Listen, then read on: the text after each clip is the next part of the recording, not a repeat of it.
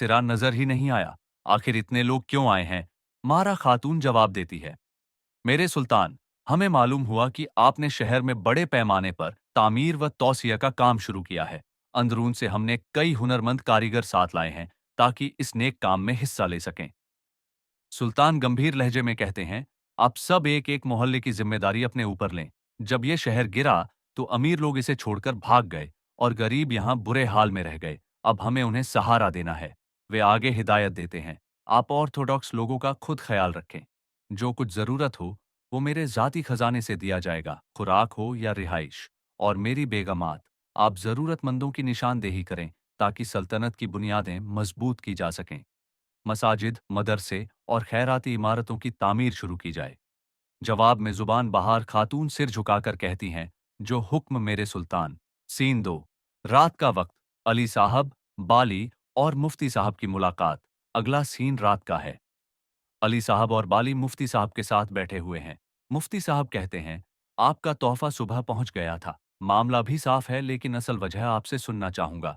अली साहब मुस्कुराते हुए जवाब देते हैं, हम खैर के काम के लिए आए हैं। बाली साहब का भतीजा सल्तोक हमारी इस यात्रा का मकसद है।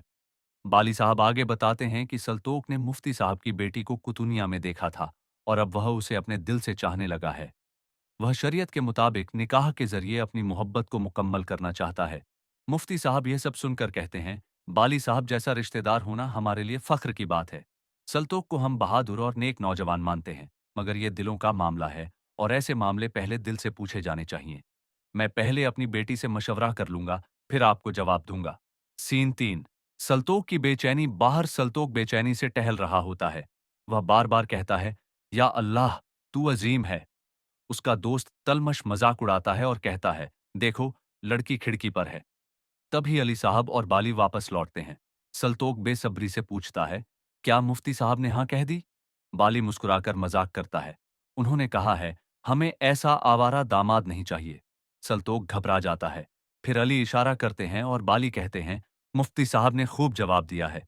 उन्होंने कहा है कि वो अपनी बेटी से मशवरा करके जवाब देंगे। मुझे यकीन है ये रिश्ता तय हो जाएगा। सल्तोक खुशी से पागल हो जाता है और तलमश को गले लगाकर कहता है, मुफ्ती साहब को मैं पसंद हूं।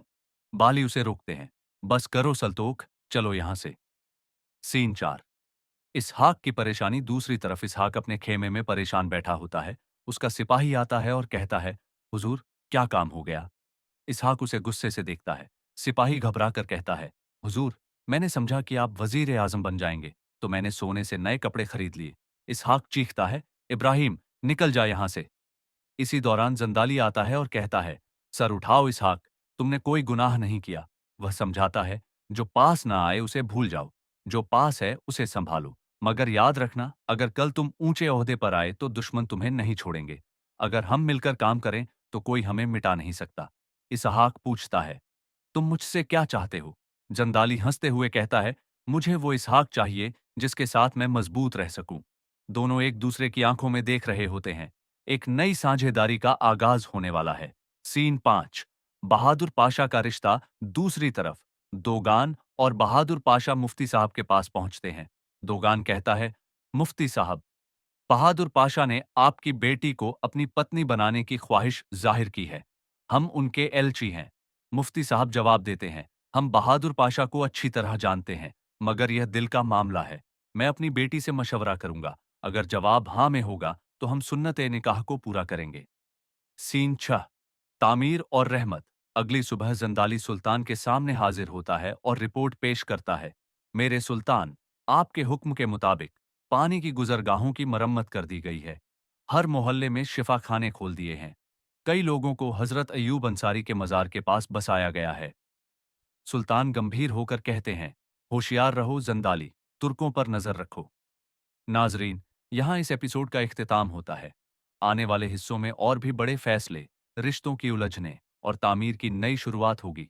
देखते रहिए सुल्तान महमूद फातेह। मोअज नाजरीन, अस्सलामु अलैकुम। सुल्तान मोहम्मद फातेह के ड्रामा बोलम 54 पार्ट 6 में आपका दिल से स्वागत है।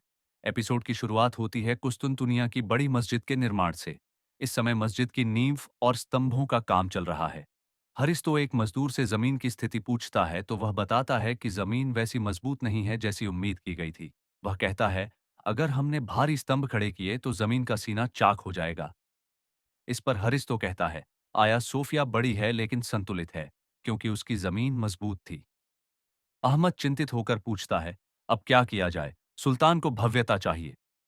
हरिस्तो जवाब देता है, असली भव्यता वही होती है जो जमीन संभाल सके। दूसरी ओर बहादुर पाशा बेचैनी से कमरे में टहल रहे हैं। दोगान भी वहां मौजूद है। तभी एक सिपाही आता है और बहादुर पाशा से कहता है कि मलको चोगलो सल्तक ने फातिमा खातून का रिश्ता पहले ही मांगा था। यह सुनकर बहादुर पाशा सकते में आ जाते हैं। वे कहते हैं, यह हमारी इज्जत के खिलाफ है। हमें पहले जाना। सरदारों के जाने के बाद अतमाजा कहता है, दुनिया के तमाम तुर्कमानों के दिलों में आपके लिए जो इज्जत है वह सब जानते हैं। जंदाली जवाब देता है, हमारे सुल्तान की नजरें उकाब जैसी हैं, वे सब कुछ देखते हैं। अतमाजा कहता है, तो उन्हें देखने दीजिए कि आप कौन हैं। जंदाली मुस्कुराते हुए कहता है, वह देखेंगे, जरूर देखेंगे कि जंदाली तुर्कमान रवायतों का रक्षक है। मुअज्जज नाजरीन, अस्सलामु अलैकुम। आपका इस्तकबाल है सुल्तान मोहम्मद फातेह के एपिसोड 44 पार्ट 4 में।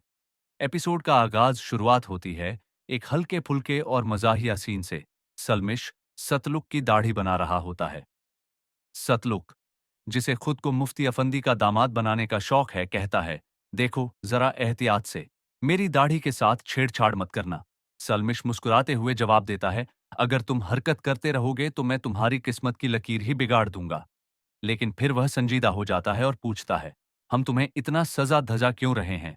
सतलुक पूरी गंभीरता से कहता है, हम एक लड़की का रिश्ता मांगने जा रहे हैं। क्या मुझे तैयारी नहीं करनी चाहिए? सलमिश हंसते हुए कहता है, बेटा, बड़े लोग बात करेंगे, तुम तो दरवाजे पर खड़े रहोगे, अंदर तो जाने नहीं देंगे, फिर इतनी तैयारी किस लिए? इस पर सतलुक गुस्से से कहता है, अल्लाह, देखो तो सही दीवाने, क्या पता लड़की खिड़की से देख रही हो? क्या मुझे तब भी तैयार नहीं होना चाहिए? सलमिश हार मानते हुए कहता है, ठीक है, और फिर से दाढ़ी बनाने लगता है। दूसरी ओर चर्च का सीन। सुल्तान तेजी से अंदर दाखिल होते हैं और शाबुद्दीन पाशा और जगनोस पाशा को डांटते हुए कहते हैं, क्या आप उस शख्स को सता रहे हैं जिसे मैंने अपनी सरपरस्ती में लिया है? क्या आप मेरा हुक्म नहीं मानते? दोनों पाशा शर्मिंदा हो जाते हैं। सुल्तान नतरस को वहां से हटाने का हुक्म देते हैं और फिर जगनोस की तरफ देखते हुए कहते हैं, मैं आपको आज रात सदर आजम बनाने वाला था, लेकिन आपने खुद को इस जिम्मेदारी के काबिल नहीं साबित किया। आप वही करते हैं जो आप खुद बेहतर समझते हैं, लेकिन आप वो नहीं देखते जो मैं देख रहा हूं। फिर उन्होंने तुर्कू की मिसाल दी, कैसे वह जंदारली की इज्जत करता है और लोगों की परेशानियों को जानता है। जगनौस पाशा इन बातों से बेहद अफसोरदा हो जाते हैं। बंदरगाह पर सीन। बहादुर पाशा खुशी खुशी दोगान के पास आते हैं। दोगान मुस्कुराकर कहते हैं, आप हंस रहे हैं, जरूर कोई खास वजह है। बहादुर पाशा बताते हैं कि जब दोगान ने काम करने का फैसला किया तो वह बाजार गया और वहां देखा कि एक मर्द एक औरत पर चिल्ला रहा है, लेकिन वह औरत निडर निकली। उसने उसका हाथ पकड़ा और वह मर्द चुपचाप बैठ गया। दोगान उत्सुकता से पूछते हैं, वह औरत कौन थी? मुफ्ती साहब का सीन। मुफ्ती फखरुद्दीन अफंदी तैयार हो रहे होते हैं। सिपाही उन्हें बताता है कि बाली साहब आज रात तशरीफ ला रहे हैं। तभी एक और सिपाही आता है और खीर पेश करता है, जो बहादुर पाशा और दोगान की तरफ से भेजी गई होती है। मुफ्ती साहब मुस्कुराकर हामी भरते हैं। जनसीरियों की तैयारी। दोगान जनसीरियों की हालत पूछते हैं। एक आगा कहता है कि जनसीरी तैयार है, लेकिन थोड़े कंफ्यूज हैं, क्योंकि फतह के बाद भी उन्हें आगे भेजा नहीं गया। दोगान कहते हैं, हमारी असली मंजिल हमारे सुल्तान की मर्जी है और हमें वही करना है जो वो चाहें। फिर सुल्तान के संभावित नए सदर-ए-आम को लेकर बातचीत होती है। सबको लगता है कि जंदारली ही इसके सबसे ज्यादा हकदार हैं। सुल्तान का दरबार दरबार लगता है। सुल्तान तख्त पर बैठते हैं और अपने सरदारों को बुलाते हैं। वो कहते हैं, हमने कुस्तुनिया की फतह के लिए बहुत कुर्बानियां दी हैं, लेकिन आखिरकार अल्लाह के फजल से हमें कामयाबी मिली। अब मैं कुछ अहम फराइज तकसीम करने जा रहा हूं। सरोजा को शहर की तामीर का जिम्मा मिलता है। बहादुर पाशा को समुद्री रास्तों का कप्तान बनाया जाता है। शाबुद्दीन पाशा को रूमलिया का गवर्नर बनाया जाता है। बाली साहब को शहर की हिफाजत और करीबी इलाकों की देखरेख का काम सौंपा जाता है। जगनौस पाशा को दीवान में अपने पुराने ओहदे पर बरकरार रखा जाता है। फिर सुल्तान कहते हैं, अब बारी है सदर आजम की। वो मोहर उठाते हैं और एक गहरी नजर इसहाक और जंदारली पर डालते हैं। नतरस और प्लीतानो का सीन। नतरस बेचैनी से टहल रहा होता है। वह कहता है, अगर जंदारली सदर आजम नहीं बनते तो हमें सब कुछ फिर से शुरू करना होगा। प्लीतानो कहता है, शायद इसहाक भी माकूल हो। नतरस जवाब देता है, मैंने 15 साल इस मौके के लिए इंतजार किया है। अंधेरे कमरों में बिना कुछ बोले जीता रहा। अगर इसहाक को मौका मिला तो सब खत्म हो जाएगा। अंतिम दृश्य सुल्तान कहते हैं, रियासत का सबसे अहम ओहदा सदर आजम का होता है, क्योंकि सुल्तान और रियासत दोनों का बोझ उसके कांधों पर होता है। दृश्य यहीं पर खत्म होता है और रहस्य बना रहता है कि अगला सदर आजम कौन बनेगा। एपिसोड की शुरुआत होती है सुल्तान के घर से, जहां शहजादा बयाजीत, मारा खातून और सुल्तान के दूसरे अजीज रिश्तेदार एक कमरे में मौजूद होते हैं। तभी कमरे में सुल्तान दाखिल होते हैं। सुल्तान हमेशा की तरह तहजीब से एक एक करके सबसे मिलते हैं। फिर वह अपने बेटे शहजादा बयाजीत को गले से लगाते हैं। शहजादे के इशारे पर वह छोटे मुस्तफ़ा से भी मोहब्बत से मुलाकात करते हैं। फिर अपने अजीजों की तरफ देखकर मुस्कुराते हुए कहते हैं, अच्छा हुआ आप सब लोग तशरीफ लाए। और बैजीत से पूछते हैं, क्या तुम अपने साथ ताज ऑफ तख्त भी लाए हो? बैजीत जवाब देता है, वल्लाह, मैंने ही वालिदा सुल्ताना को साथ लाया है।